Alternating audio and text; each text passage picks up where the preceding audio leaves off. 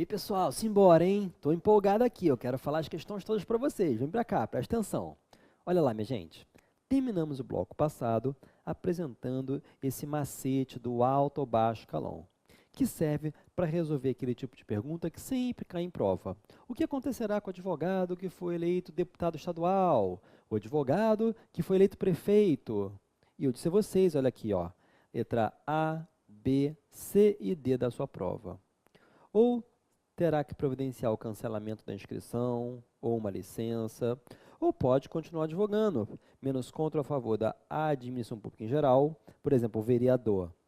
Não pode advogar nem contra nem a favor de nenhum estado, da União, município, estado, município, União, autarquia, empresa pública, sociedade de economia mista, fundação pública. Só pode fazer coisas entre particulares, né? Só pode atuar em processos entre particulares. E aqui no último, pode advogar menos contra fazendo que remunera. Exemplo, se eu sou funcionário da Prefeitura de São Paulo, eu posso advogar menos contra o município de São Paulo. Tá legal? Muito bem. Então vem para cá, vamos fazer a cada um desses. Olha lá, ó. Juiz federal. Alto ou baixo escalão, gente? Juiz federal é um cargo de alto escalão. Mas eu pergunto, ele é membro do legislativo? Não. Então ele fica lá em cima mesmo, alto escalão. Eu nem faço essa pergunta daqui não. Essa pergunta do judiciário, cartório, eu só vou usar quando for baixo escalão. Então, o juiz federal é alto ou baixo escalão? Alto. É membro do legislativo? Não. Então fica lá em cima. Definitivo ou temporário? É um cargo definitivo, porque é concurso público, resposta na prova cancelamento. Técnico judiciário do TJ de Minas Gerais, né? Técnico judiciário é um cargo de alto ou baixo escalão no TJ? Baixo.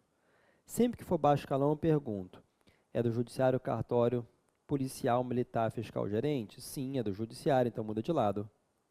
Definitivo ou temporário? Definitivo ou cancelamento. Delegado da Polícia Federal, alto ou baixo escalão? Alto, na Polícia Federal é alto escalão. É membro do Legislativo? Não, então fica lá em cima no alto escalão. E eu sigo tranquilamente. Definitivo ou temporário? Definitivo ou cancelamento. Auditor fiscal da Receita Federal. Alto ou baixo escalão? Alto. É membro do Legislativo? Não. Fica lá em cima. Definitivo ou temporário? Concurso público, definitivo ou cancelamento. Professor de História do município de Belém. Alto ou baixo escalão, professor de História? Baixo, né? É do Judiciário, Cartório, Policial, Militar, Fiscal, Gerente? Não, fica aqui embaixo. Qual dos dois? Sobra. Pode advogar menos conta fazendo o que o remunera. Ou seja, pode advogar menos conta o município de Belém. Tá? Vejam que na escola onde o professor trabalha, tem um diretor e tem um professor. O professor não tem poder de decisão relevante. Tá? Sob interesse de terceiros. Então, por exemplo, um diretor seria muito mais fácil, o diretor da escola, captar clientes, se ele fosse advogado. O professor nem tanto. Foi assim que o legislador viu. Professor, deputado federal, alto ou baixo escalão? Alto. É membro do legislativo? É. Então, o deputado federal pode advogar, menos contra ou a favor da administração pública em geral. Vereador, alto ou baixo escalão? Vereador, baixo. É do judiciário, cartório, policial, militar, fiscal, gerente? Não, fica aqui embaixo. Qual dos dois? Membro do legislativo. Bom, eu fiz com baixo escalão. Mas se você entende que vereador é alto escalão, é membro do legislativo? É. Tá vendo, gente? Mesmo que você erre no alto ou baixo escalão, depois as perguntas de exceção consertam. Tá? Então é alto escalão, é membro do legislativo? É. Então pode advogar menos contra a favor da administração pública em geral. Ministro do STF, alto ou baixo escalão? Alto.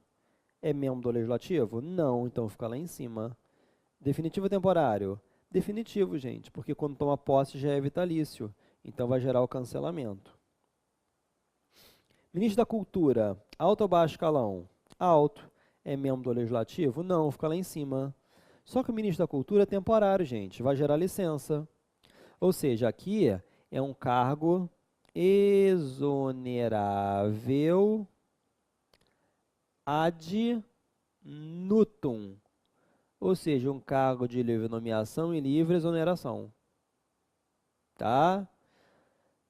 Ou então também se fosse alguns mandatos eletivos, porque tem mandato eletivo que é impedimento, vereador, senador e deputado.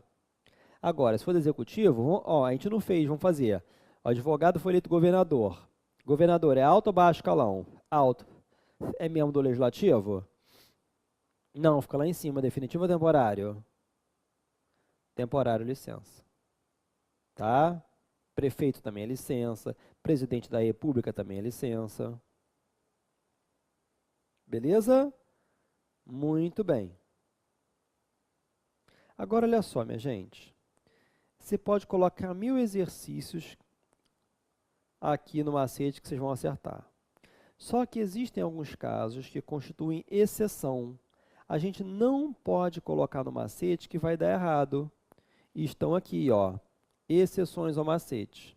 Essas exceções vocês têm que decorar. Quem não quiser decorar pode memorizar, mas tem que saber isso para a prova. Aliás, o macete também, macete e suas exceções, tá? Vem para cá. A primeira exceção é a do artigo 30, inciso 1º, na parte final, né, in fine, que diz que membros da mesa do legislativo são incompatíveis. O que é isso, minha gente? Preste atenção. A gente acabou de ver que os membros...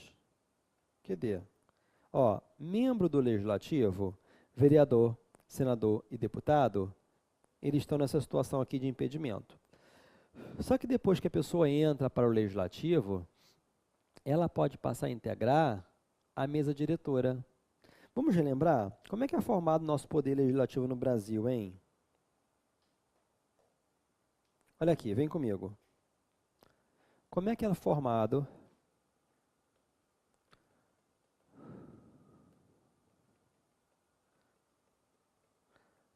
o poder legislativo no Brasil? Na União, nós temos o Congresso Nacional, que por adotar o sistema do bicameralismo, nós temos o Senado Federal, que representa os estados, e nós temos a Câmara dos Deputados, que representa o povo. Tá? Nos estados, nós temos a Assembleia Legislativa, não é? Agora não tem mais acento, depois da reforma ortográfica. É o sistema unicameral, então é só a Assembleia Legislativa. Nos municípios, nós temos a Câmara dos Vereadores, a Câmara Municipal. E no Distrito Federal, justamente por acumular as funções de municípios e estados, a gente tem essa mistura no nome também, é Câmara Legislativa.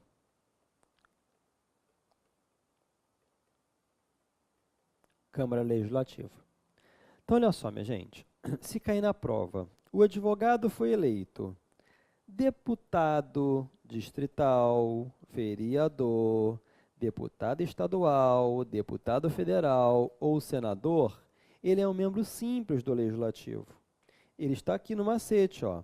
Pode advogar, menos contra a favor da administração pública em geral. Só que depois que o advogado entra para... O advogado ou qualquer pessoa, né? Entra para o legislativo, lá ele pode passar a integrar a mesa diretora. Ou seja, cada uma dessas casas tem uma mesa que a representa, composta pelo presidente, vice-presidente e por seus secretários. Primeiro secretário, segundo secretário, terceiro secretário. O número de secretários varia de acordo com a casa, tá? Então, aqui a gente já tem a seguinte situação, preste atenção. Cuidado que quando cair isso em prova, eles às vezes mudam no meio da questão, eles falam assim, ó, o advogado foi eleito vereador,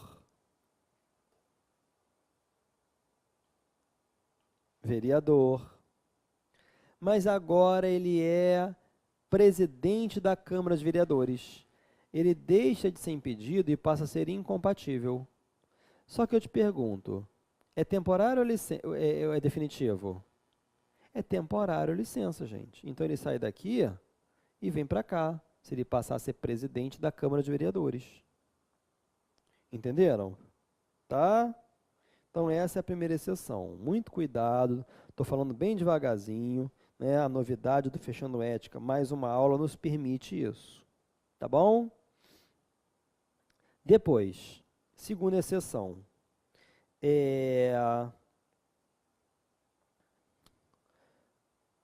Artigo 30, parágrafo único do Estatuto. Professor de Direito é livre para advogar.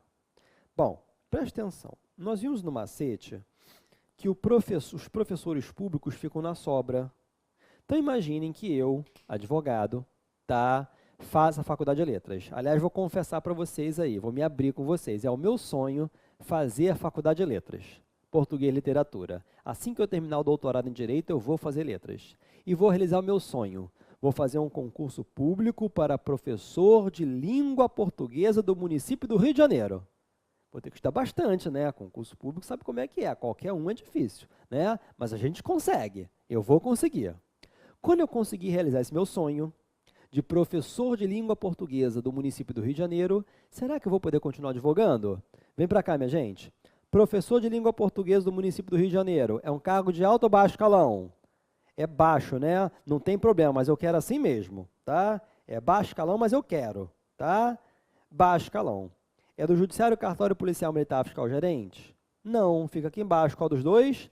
Ainda por cima o professor é a sobra. Eu vou poder continuar advogando, menos contra o município do Rio de Janeiro. Contra o Estado eu posso, contra a União também, contra os outros estados também. Eu só não posso advogar contra o município do Rio de Janeiro. Muito bem.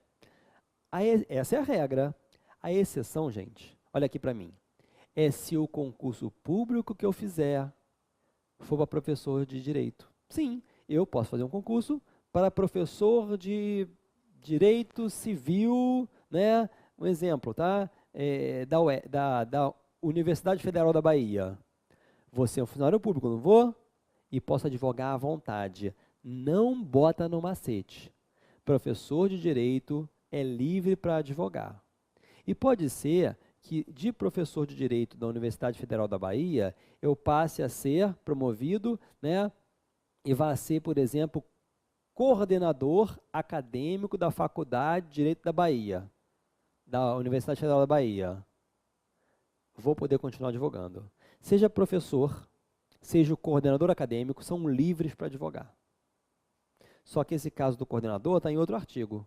É o 28, parágrafo 2º. Tá legal? Aliás, olha aqui, ó. O artigo 28, parágrafo 2º também traz uma outra exceção. 28, parágrafo 2º do Estatuto. Diretor sem poder de decisão e diretor acadêmico de direito não há incompatibilidade. Só que o diretor acadêmico de direito, ele é livre para advogar. E o diretor sem poder de decisão nem sempre. Como assim? Vamos imaginar a seguinte situação. Na verdade, o artigo 28, inciso 3º do Estatuto, diz que os diretores, ou seja, o pessoal da diretoria, do alto escalão, em órgãos e entidades da administração pública, direta ou indireta, são incompatíveis. Então, o diretor de uma autarquia não pode advogar. Se cair na sua prova assim, o advogado foi nomeado diretor de uma autarquia federal, pode advogar? Diretoria, é alto ou baixo escalão? Vamos ao quadro. Diretor de autarquia federal, alto ou baixo escalão? Alto. É membro do legislativo? Não, fica lá em cima, definitivo ou temporário? Temporário, licença, né? Só que pode ser que a pergunta diga assim, o advogado é diretor de uma autarquia federal, vírgula, mas é um diretor sem poder de decisão. Se tiver escrito isso na sua prova, você vai se lembrar. Que diretor é esse? Vamos à tela. Que diretor é esse que não tem poder de decisão, gente? É um diretorzinho. Diretorzinho é alto ou baixo escalão? Baixo. Qual dos dois? Ainda por cima é sobra. Então, o diretorzinho é a sobra. Vejam que em relação a ele não tem incompatibilidade, mas tem o quê? Impedimento. Tá? Quarta exceção é a que trata, aquela que é tratada no artigo 29 do Estatuto. Aliás, já caiu 3 vezes no exame de ordem. E eu vou relembrar umas coisas aqui com vocês. Preste atenção. A advocacia, vocês sabem que ela pode ser pública ou pode ser privada, né? A advocacia pública são os defensores públicos, advogados-gerais da União, procurador do Estado, procurador do município, procurador autárquico. Para a sua prova, preste atenção, pelo amor de Deus, todos os advogados públicos têm que ter carteira da OAB, têm que pagar anuidade, eles podem ser eleitos presidente da OAB, conselheiros da OAB, para a sua prova é isso. Se outras leis complementares e tudo mais, tratam de forma diversa, não me interessa. Interessa isso que eu falei para vocês. Tá bom? Muito bem. Agora, preste aqui atenção mais. Procurador do Estado ou município, tem Estado que pode, tem Estado que não pode. Depende da Constituição Estadual. Procurador do município, tem município que pode, tem município que não pode advogar por fora. Varia de acordo com a lei orgânica do município. Mas isso não vai cair na sua prova, porque a prova é uma só para o Brasil todo. Mas o que eles podem perguntar? O que está no artigo 29. E o artigo 29 diz que, o Procurador-Geral do Estado, o Procurador-Geral do município, o Defensor Público Geral, ou seja, entre aspas, o presidente da Procuradoria, o presidente da Defensoria Pública, mesmo que naquele estado possa advogar por fora, enquanto for Procurador-Geral, não pode. Aliás, eu vou te dizer uma coisa, para ser Procurador-Geral do Estado e para ser Procurador-Geral do município, nem precisa ser concursado. O governador ou o prefeito podem nomear um advogado amigo dele, de confiança, para ser procurador-geral. E aí, se ele passar a ser procurador-geral, ele vai ter exclusividade para o cargo. Cuidado, é uma exceção, porque ele não vai pedir licença, ele não vai pedir o cancelamento. Ele vai ter a carteira dele da OAB, vai guardar na gaveta e não vai usar, mas tem que pagar anuidade. Ele só não vai usar, porque na prática ele vai usar a carteira que ele vai ganhar temporariamente como procurador-geral. Tá bom? É uma situação sui generis, não bota no macete que vai dar errado. Por isso, vocês têm que decorar, tá? E quem não quiser decorar, pode memorizar. Tá bom? Quinta exceção, gente. Eu acho que essa vai cair na sua prova, tá? A quinta exceção, eu estou achando que vai cair na sua prova, hein? Vou repetir, pessoal, preste atenção. Eu acho que essa quinta exceção vai cair na sua prova. O que é isso? Aliás, sempre caía na banca do CESP. A FGV ainda não pediu. Vocês já viram ou já ouviram, já souberam de concurso para juiz eleitoral? Não existe concurso para juiz eleitoral, gente. Ó, tá lá na Constituição que lá nos TREs e no TSE, a formação de juízes eleitorais se dará de que maneira, pessoal? Nós teremos, né, de maneira bem superficial aí, juízes de direito que vão acumular essas funções, aliás, vão ganhar o subsídio mensal como juiz de direito, mais uma graninha para ser também juízes eleitorais. Mas também temos vagas para advogados. Ele vai ser advogado e também juiz eleitoral. Só que, de acordo com o artigo 28, inciso 2º do Estatuto, juiz não pode advogar. Mas aí, a Associação dos Magistrados Brasileiros, a AMB, a Associação dos Magistrados Brasileiros, propôs esta ação direta de inconstitucionalidade, que é 1127-8. E o STF entendeu que o advogado que é juiz eleitoral pode advogar. Bom, só que se você abrir o seu vademecum, na notinha de rodapé, vai dizer o seguinte, olha para mim, presta atenção. O STF entendeu que juiz eleitoral pode advogar. Vou repetir. O STF entendeu que juiz eleitoral pode advogar. Tá certo isso, gente? Não, porque não é qualquer juiz eleitoral que pode advogar. Somente aqueles que vieram da advocacia. Porque esse juiz de direito, ó, dessa parte aqui, ó, que vieram do fórum, eles não podem advogar, porque nem a OAB mais eles têm. Eles cancelaram a inscrição na OAB. Não é isso? Somente os advogados. Só que quando isso caía na banca do CESP, eu repito, a FGV ainda não pediu isso, eles pediam um resumo, que é a notinha de rodapé do seu vademecum.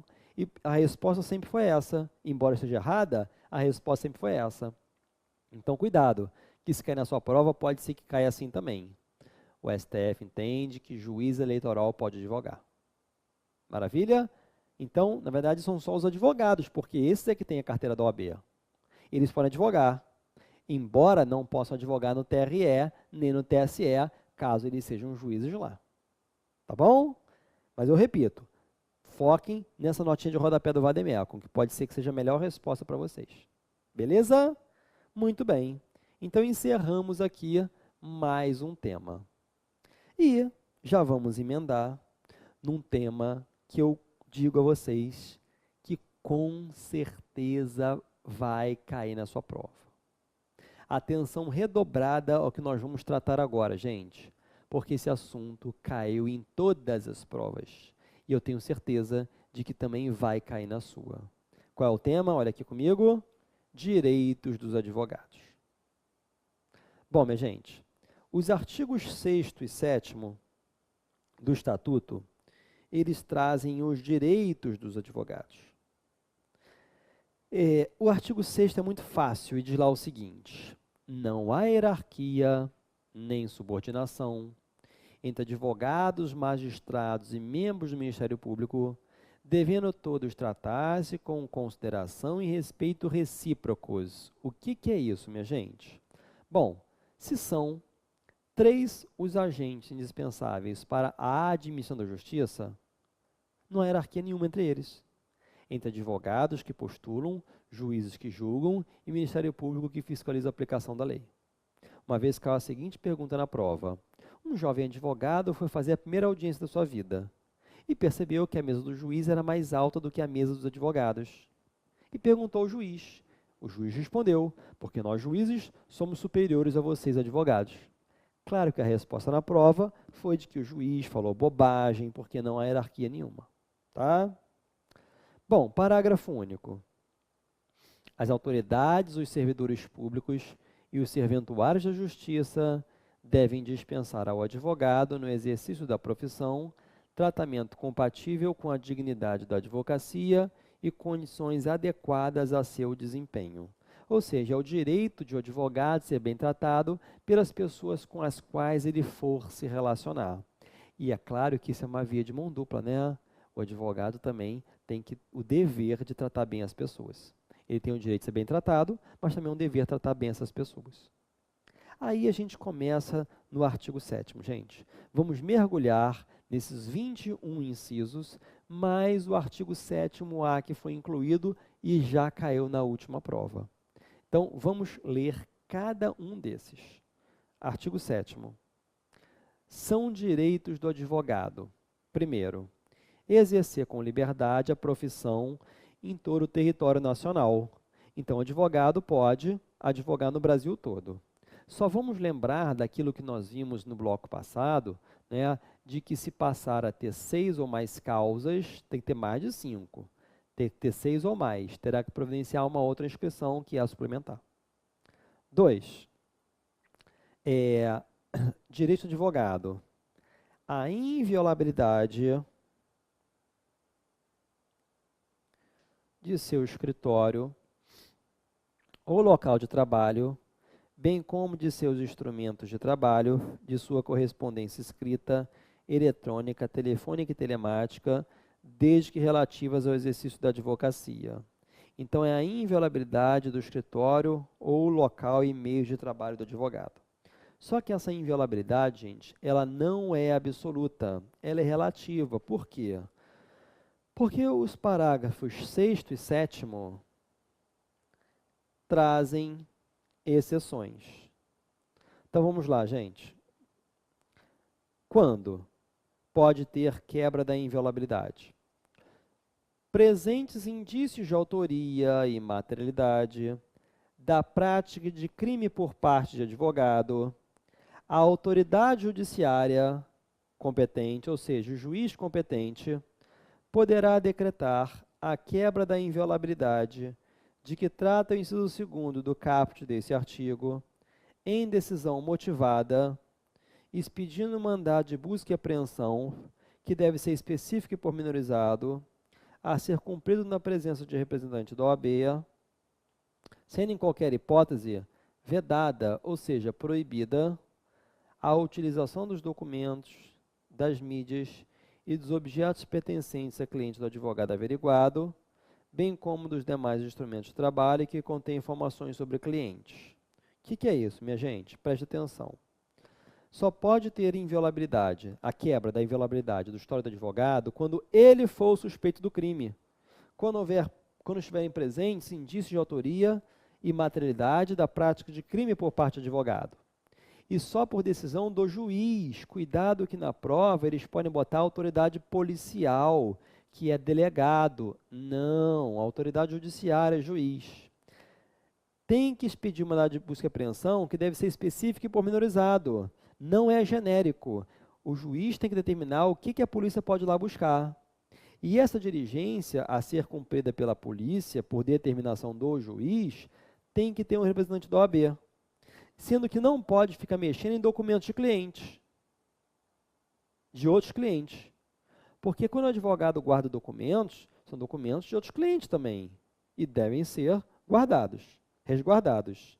Exceto no parágrafo 7º. Ou seja, a ressalva constante do parágrafo 6º desse artigo, ou seja, que não pode mexer em documentos de cliente, não se estende a cliente do advogado averiguado que estejam sendo formalmente investigados como seus partícipes ou coautores pela prática do mesmo crime que deu causa à quebra da inviolabilidade. Ou seja, se o cliente estiver sendo investigado por aquele mesmo fato que deu causa à quebra da inviolabilidade do advogado, a polícia pode apreender. Tá bom? É uma exceção da exceção, né? Muito bem. Inciso 3º. É direito do advogado, vamos à tela, comunicar-se com seus clientes, pessoal e reservadamente, mesmo sem procuração, quando estes se acharem presos, detidos ou recolhidos em estabelecimentos civis ou militares, ainda que considerados incomunicáveis. O que é isso, minha gente? É o direito que o advogado tem de falar sozinho com o cliente dele, mesmo sem procuração, seja onde ele estiver preso, em estabelecimento civil, que são os presídios comuns, ou até em presídios militares, ainda que considerados incomunicáveis, ou seja, não existe incomunicabilidade para advogado, tá? Aliás, a gente aprende lá em processo penal, também dou aula de processo penal, tá? Não aqui no curso ProAB, em outros cursos, a inviolabilidade de que trata o artigo 21 do Código de Processo Penal foi considerada inconstitucional pelo STF, tá bom? Bom, o inciso 4º, pessoal, diz respeito à presença de ter um representante da OAB quando o advogado for preso em flagrante por crime ligado à profissão. Só que existem alguns detalhes que eu vou precisar de explicar com mais calma, com mais cautela, né? E já que é um assunto também extremamente importante, a gente encerra esse bloco por aqui e no próximo a gente vai dar continuidade ao tema direitos do advogado, tá? Pode ser que a gente não termine nessa aula, aí daremos continuidade na nossa próxima. Mas enfim, vamos em frente até o nosso próximo bloco.